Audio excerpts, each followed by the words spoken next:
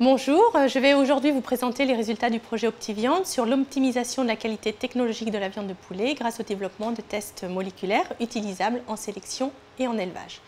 Donc si en 1998, la moitié des ménages achetaient leur poulet entier, en 2018, cette proportion est tombée à 20%, les 80% restants achetant leur poulet ou découpé ou transformé.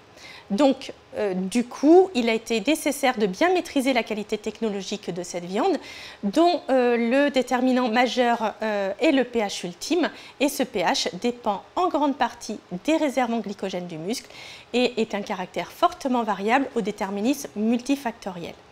En effet, le pH ultime dépend essentiellement de la génétique, mais également de la nutrition et des modes d'élevage et d'abattage.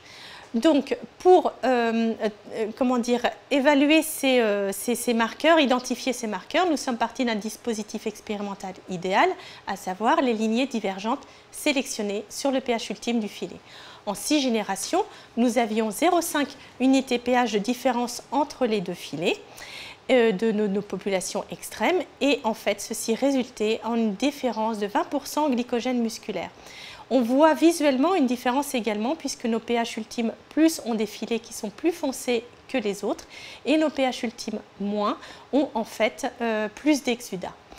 Donc pour identifier ces marqueurs du pH ultime, nous avons mis au point des outils de prédiction de la qualité technologique des viandes via des méthodes spectrales mais également avec la recherche de marqueurs sanguins.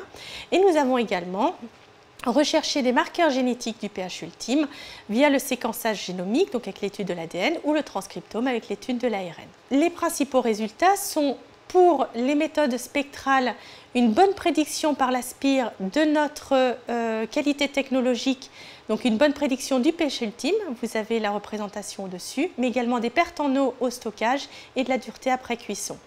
Pour ce qui est du métabolome, nous avons un modèle incluant 7 métabolites du sang qui permet une bonne discrimination de nos deux populations. Enfin, l'étude génomique a permis l'identification de marqueurs génétiques du PHU, notamment au niveau du chromosome 1.